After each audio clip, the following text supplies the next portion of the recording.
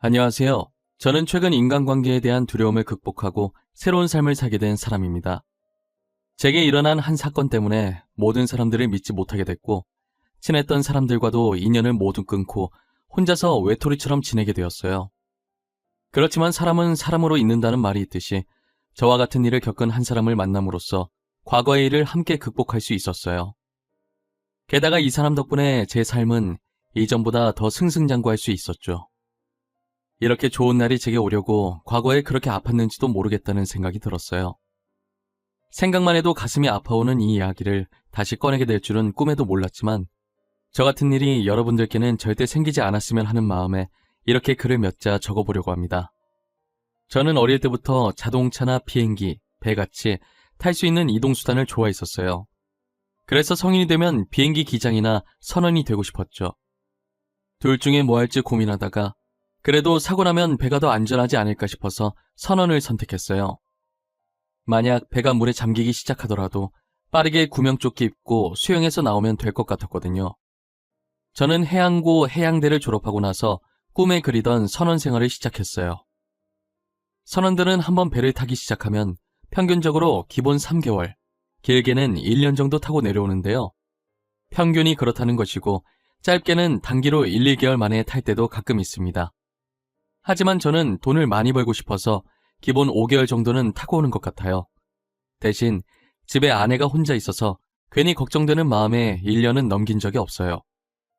매번 타는 거지만 탈 때마다 집에 혼자 남아있을 아내가 걱정이 되더라고요. 아내는 그런 저를 보고 정말 주책이라고, 자기도 다 큰 성인인데 알아서 잘한다고, 어린애 아니니까 창피하게 괜한 걱정 좀 하지 말라고 다그치더라고요. 그래도 이렇게 여린 사람을 혼자 두고 가려니 너무 걱정이라고 입을 삐죽거리면 싫지 않은 듯 살짝 웃으면서 가볍게 제 어깨를 툭 하고 치더라고요. 가끔 이런 모습을 저희 어머니께서 보시면 아직도 신혼이라면서 저희 둘 다 꼴값이라고 혀를 차십니다. 저희 어머니 말씀처럼 제가 한번 집을 나가면 몇 개월간 배를 타고 오다 보니 배에 내려서 오랜만에 만나면 여전히 연애하는 기분으로 신혼 분위기를 내고 있어요. 한두 달 뜨겁게 사랑하고 다시 몇 개월간 배에 올라타서 떨어져 지내고, 이런 생활을 계속 반복하는 거죠. 몸은 멀리 떨어져 있지만 그래도 작업 시간을 제외한 나머지 시간엔 틈틈이 아내와 통화를 하곤 해요. 전화하는 시간만 되면 둘이서 얼마나 애틋한지 마치 로미오와 줄리엣 같다고나 할까요? 저번에는 배가 해외까지 나갔어야 하는 일이 있어서 1년 가까이 타고 내려서 2달 정도 쉴 수 있었는데, 처음으로 오랜 기간 동안 떨어져 있어서 그런지 그때는 유독 애틋해지더라고요. 2달 쉬고 나면 바로 또 5개월 정도 배를 타야 해서 그동안 저희 부부는 1시간도 떨어지지 않았어요. 그렇게 2달이라는 시간은 눈 깜짝할 사이에 지나가 버렸고 저는 다시 배에 올라탔습니다. 이번에도 그렇듯 배를 타고 있는 동안 아내와 전화를 안 한 적이 한 번도 없었어요. 힘든 작업을 마치고 씻자마자 잘 준비는 안 하고 아내에게 전화를 걸었어요. 아내는 있었던 일들을 조잘조잘 얘기하는데 저는 그 얘기를 듣는 시간이 제일 행복했어요. 아내 목소리를 듣고 있으면 그날 있었던 피로가 정말 눈 녹듯 사라져버렸죠. 가끔 작업이 많아서 엄청 피곤한 날엔 아내 목소리를 자장가 삼아 들으면서 잘 때도 있어요. 제가 어느 순간부터 아내 말에 대답이 없으면 아내는 잠들었다는 걸 알아차리고 알아서 전화를 끊었어요. 그렇게 5개월의 시간을 보내고 집에 와보니 아내가 밥을 차려놓고 저를 반기더라고요. 아내가 저한테 다가오는데 제가 배에 올라타기 전보다 살이 많이 쪄 있더라고요. 전체적으로 몸을 훑어보는데 제 시선이 아내의 배 쪽에 멈췄어요. 마치 아내의 배가 임신한 사람처럼 살짝 볼록하게 나와 있더라고요. 여보, 나 없는 동안 너무 잘 지낸 거 아니야? 볼살 오른 것 좀 봐. 배도 많이 튀어나온 것 같고. 당신 뱃살 나오는 거 싫어서 조금이라도 살찌면 운동했었잖아. 아, 나 임신했어. 그래서 운동 못해. 아이가 먹성이 얼마나 좋던지 땡기는 거 다 먹다 보니까 이렇게 됐네. 아기 낳고 다이어트 다시 해야지. 임신했다고? 왜 나한테 말 안 했어? 나한테 말했어야지. 가리는 음식은 없었어? 입덧도 없고? 혼자서 얼마나 힘들었어. 우리 애 벌써부터 효자야. 입덧 없었어. 그러니까 이렇게 살이 쪘지. 당신 가고 며칠 뒤에 병원 가서 임신 진단 받았는데 괜히 걱정돼서 일 제대로 못할까봐 말 못했어. 그래도 말했어야지, 미련한 사람아. 착해 빠져가지고 맨날 내 걱정만 하고. 나 당신 애기 낳을 때까지는 배 안 탈 거야. 내가 집안일 다 할 테니까 그동안 하고 싶은 거 하면서 지내. 진짜? 그럼 나 주말에 친구랑 놀다 와도 돼? 간만에 친구 만나서 스트레스 좀 풀고 싶어. 친구도 그동안 애들 키운다고 못 만났었거든. 그래, 놀다 와. 오랜만에 만나는 거라 할 말도 많을 텐데 늦게 와도 돼.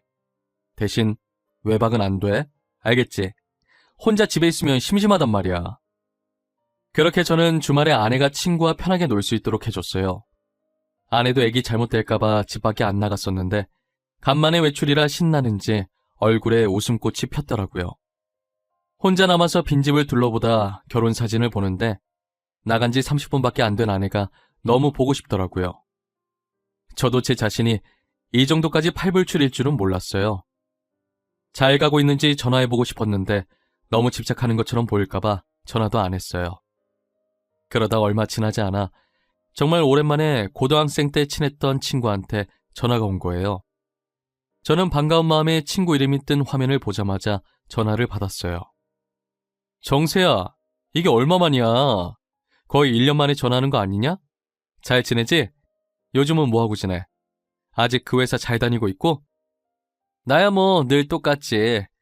나 이제 그 회사 안 다녀. 다른 회사로 이직했어. 근데 너 지금 배 안 타나 봐? 아, 배 탔다가 며칠 전에 내렸어.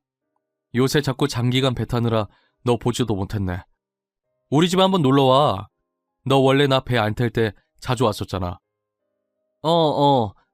편할 때 불러주면 갈게. 그런데 너 여전히 와이프랑 사이 좋나 보다. 배 내리자마자 영화관 데이트 오고. 아주 부러워. 진짜 보기 좋다, 야. 뭔 소리야? 영화관 데이트는 무슨. 나 지금 집인데? 혼자 소파에 앉아서 멍 때리고 있다. 밖에서 나 닮은 사람이라도 봤냐? 집이라고? 나 지금 영화관이거든. 아까 팝콘 사다가 지수씨 봤는데? 너도 같이 온 줄 알았어. 너 있었으면 인사하려고 했는데 혼자 계시길래 괜히 아는 척하면 부담스러우실까봐 인사도 못했어. 아, 지수 영화관에 있어? 안 그래도 오늘 친구 만난다고 나갔었거든. 아마 그 친구랑 보러 갔을 거야. 난 또 뭐라고. 아내가 평소에 영화 보는 걸 엄청 좋아해서 저희 연애할 때도 영화관에 엄청 갔었거든요. 이번에도 늘 그렇듯 친구랑 영화 보려고 영화관에 간 것 같았어요. 또 팝콘이랑 오징어 같은 주전부리 엄청 사서 양쪽 팔에 끼고 다닐 아내가 생각났어요. 제가 이 정도면 먹으러 영화관에 오는 거 아니냐고 아내를 놀렸던 것도 생각이 나더라고요. 집에 오자마자 제 옆에서 오늘 영화 본 거 쪼잘쪼잘 거릴 아내 생각하니까 괜히 웃음이 났어요. 아내 오면 같이 먹을 야식 생각하고 있는데 전화 끊은 지 2시간 만에 다시 친구한테 전화가 왔어요. 야, 너 내가 무슨 말을 하든 충격받지 마. 정신 단단히 잡고 들어. 알겠지? 이거 진짜 마음의 준비하고 들어야 할 얘기야. 무슨 얘기길래 이렇게까지 겁을 주고 난리야? 그냥 빨리 말해. 나 웬만한 얘기에 충격 잘 안 받아. 괜찮아. 이거 진짜 심각한 거야. 나 아까 영화관에서 지수씨 봤다고 했었잖아. 기억하지? 우연찮게 같은 영화를 봤는데 지수씨 내 앞자리였거든? 근데 옆에 다른 남자랑 같이 있었어. 뭐? 확실해? 진짜 확실히 다른 남자랑 있었던 거야? 너 다른 여자를 우리 지수라고 착각한 거 아니지? 야, 우리 3명이서 얼마나 많이 놀았었는데 내가 지수씨 얼굴을 모르냐? 확실히 지수씨 맞아.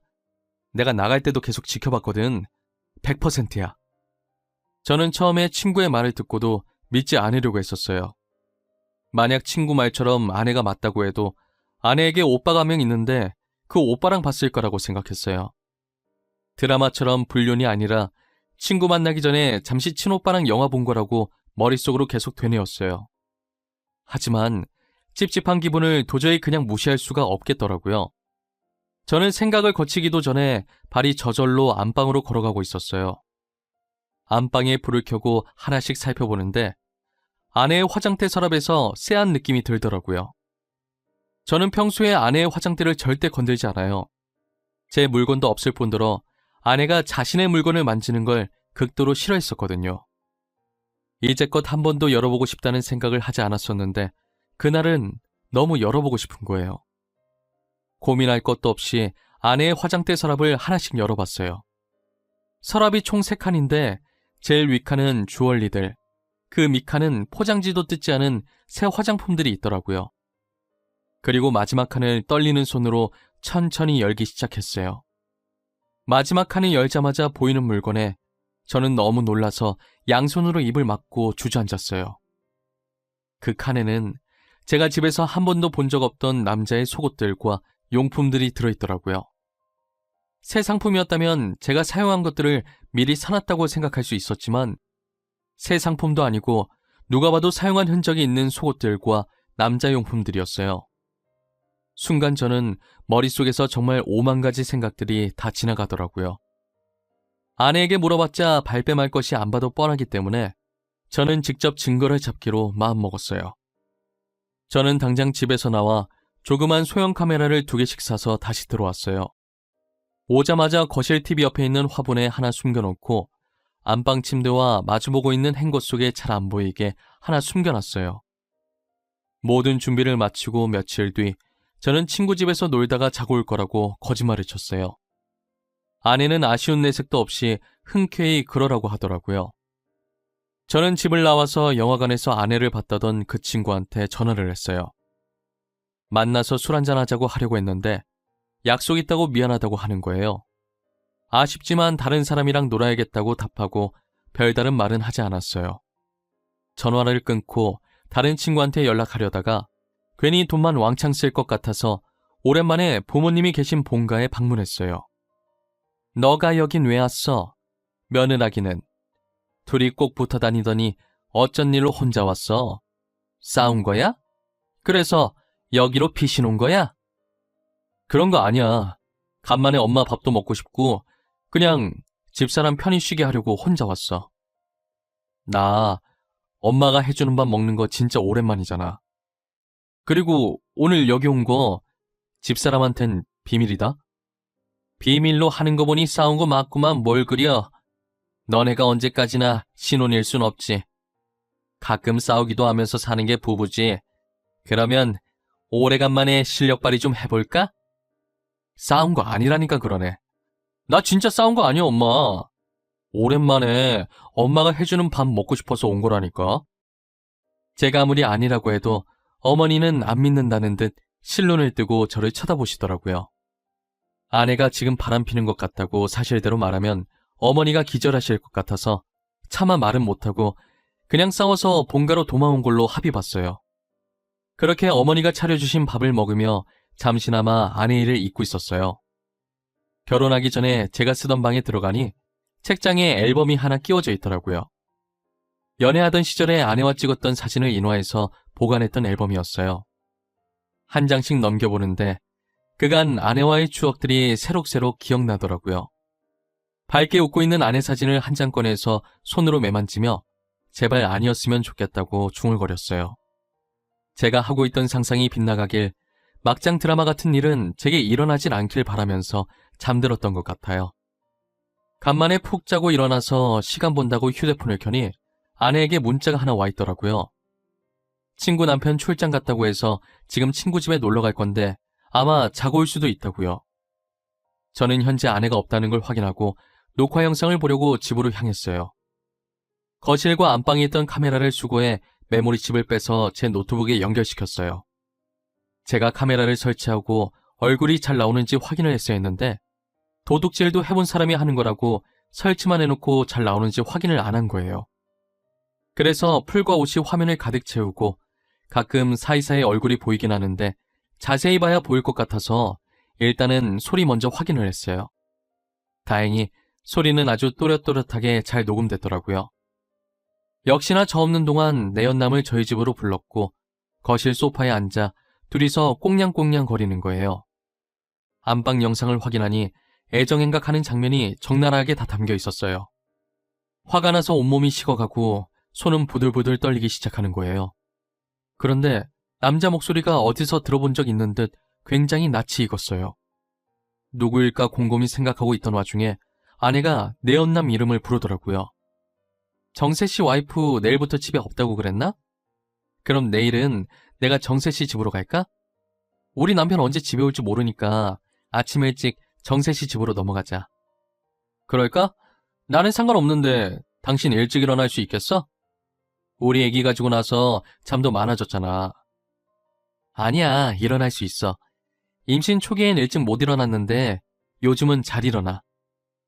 아참, 우리 애기 아들이라던데 당신 닮았으면 되게 잘생겼겠지? 당신 닮은 이쁘장한 아들이 태어날 수도 있지. 그래도 난 딸이었으면 했는데 조금 아쉽다. 아들 서운해, 그러지 마. 난 딸이든 아들이든 당신 애라서 그런지 뭐든지 다 소중해. 빨리 우리 애기 만나고 싶다. 이름은 뭐로 하지? 아내 입에서 나온 이름은 다름 아닌 영화관에서 아내를 봤다고 했던 제 친구였는데요. 상간남이 제 친구였던 것도 충격이었는데 뱃속의 아이까지 제 애가 아니었다는 사실에 저 둘을 어떻게 해야 좋을지 이가 바득바득 갈리더라고요. 자기가 제 아내랑 눈 맞아놓고 어떻게 뻔뻔하게 아무것도 모르는 사람 마냥 저한테 전화해서 아내가 바람피는 것 같다고 말할 수가 있는지 이해가 안 갔었어요. 더구나 제 친구도 유부남이었고 친구 아내가 집에 없는 이유가 출산 때문에 산후조리원에 들어가서 그런 걸로 알고 있었거든요. 저는 길거리에 굴러다니는 쓰레기만도 못한 저 두 사람을 처참하게 짓밟고 싶었어요. 소리만 녹화된 영상으로는 안 될 것 같아서 확실히 얼굴이 잘 보이게 카메라를 다시 제대로 설치하고 며칠 뒤 친구 집에 간다는 핑계를 대고 한 번 더 외박을 했어요. 아내는 제 기대를 저버리지 않고 또다시 친구를 저희 집으로 불렀어요.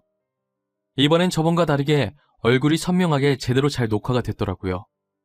그리고 녹화본을 가지고 친구의 아내를 찾아갔어요. 소은 씨, 일단 제가 주는 청심환부터 먼저 드시고 제가 하는 말 잘 들으세요.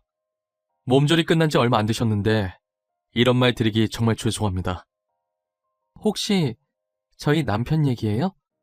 얼마나 심각한 얘기길래 청심환까지 먹이고... 어디서부터 어떻게 말해야 할지 모르겠는데 사실 정재랑 제 집사람이 바람을 피고 있는 것 같아요. 역시 그랬군요. 저도 상대가 누군지는 몰라도 남편이 바람 피고 있다는 거 어느 정도 예상은 하고 있었어요. 그래서 그런지 별로 놀랍지도 않네요. 친구의 아내에게 조심스럽게 말을 꺼냈는데 이미 아내분은 친구의 외도를 눈치채고 있었더라고요. 하지만 아빠나 엄마 없는 아이 만들고 싶지 않아서 아무것도 하지 않은 채 혼자서 참고 있었대요. 저는 아내분이 잘못한 건 전혀 없으니 더 이상 죄인처럼 혼자 참고 살지 않았으면 하는 마음에 제가 가지고 왔던 녹화본들을 틀어주었어요. 녹화본들을 다 보고선 할 말을 잃으신 건지 입을 틀어막은 채 하염없이 눈물만 흘리시더라고요. 그런 아내분한테 약해지면 안 된다고 마음 단단히 먹고 그들과 맞서자고 했어요. 처음엔 울면서 고개를 절레절레 흔드시더니 몇 분 후 결심하셨는지 저를 쳐다보시는 거예요. 같이 싸우겠다고 물어보니 그렇게 하겠다고 자기가 뭐부터 하면 되냐고 하시더라고요. 저는 아무것도 할 것 없다고 이미 증거는 충분해서 모아둔 자료들 다 넘길 테니 이혼 소송이랑 상간녀 소송할 준비만 하라고 했어요. 저와 친구의 아내는 증거 자료를 챙겨서 이혼 소송과 상간녀 소송을 진행했어요. 집으로 소장이 날라올 때까지 아무것도 모르는 척 평상시처럼 행동했죠. 소장이 날라오던 날 아내의 표정을 아직도 잊을 수가 없어요. 얼굴이 울그락불그락해져서는 우편으로 받은 서류를 제 얼굴에 던지더라고요. 이거 뭐야? 이혼 소송? 내가 왜 당신이랑 이혼을 해? 당신 미쳤어? 내가 당신한테 뭘 잘못했는데? 방귀 낀 놈이 성낸다더니 어쩜 그렇게 뻔뻔한지. 이혼 소송장 날라온 거 보면 사태 파악이 안 되니? 상간녀 소송장도 받아봐야 알아차리려나? 상간녀 소송? 그게 무슨 말이야? 내가 상간녀 소송을 왜 당해? 그거 바람피는 사람들만 당하는 거잖아. 근데 내가 왜 당하냐고. 눈치가 없는 거야, 눈치가 없는 척하는 거야? 네가 바람을 폈으니까 당하겠지. 아마 정세도 이혼 소송장에 상간남 소송장도 받았을 거야. 누가 벨 누르네. 당신 상간녀 소송장 왔나 보다. 저는 아내에게 여유롭게 웃어주며 우편물을 받으러 나갔어요. 제가 했던 말처럼 상간녀 소송장이 배송 왔더라고요. 받은 서류를 아내 손에 꼭 쥐어주면서 그거 들고 내 집에서 당장 나가라고 했어요. 아내는 서류가 우그러질 때까지 주먹을 쥐고 온몸을 떨면서 저를 째려보더라고요. 나갈 생각도 안 하고 우두커니 서 있길래 손수 제가 직접 아내 짐을 싸기 시작했어요. 그리고 아내 화장대를 가리키면서 제일 마지막 칸에 있는 남자 속옷들도 챙겨줘야 하냐고 물으니 쿵쿵거리며 저한테 다가와서 양손으로 제 멱살을 잡고 소리를 지르더라고요. 저는 제 멱살을 잡고 있는 아내의 손을 떼고 그 손에 짐이 든 가방을 쥐어줬어요. 그리고 바람난 친구에게 전화를 걸어 지금 당장 아내를 데리고 가라고 얘기했죠. 친구에겐 아직 우편물이 도착하지 않았는지 어색하게 웃으면서 그게 무슨 소리냐고 황당해 하더라고요. 당장 2년 데리고 가라고. 내 말 못 알아들어? 다시 말해줘? 나 다 알고 있으니까 내 눈앞에 있는 네 내연녀 데리고 가라고. 성환아, 일단 진정해. 진정하고 내 말 좀 들어봐. 우리 그런 사이 아니야. 너가 뭔가 오해를 하고 있는 모양인데. 내가 바본 줄 아나. 너네 나 몰래 만나고 있던 거 다 알아. 증거까지 다 있는데 어디서 오리발이야? 당장 2년 안 데리고 가? 증거? 혹시 그거 우리 집사람도 알아? 아직 집사람은 모르는 거지? 성원아, 집사람한테 말한 거 아니지? 어?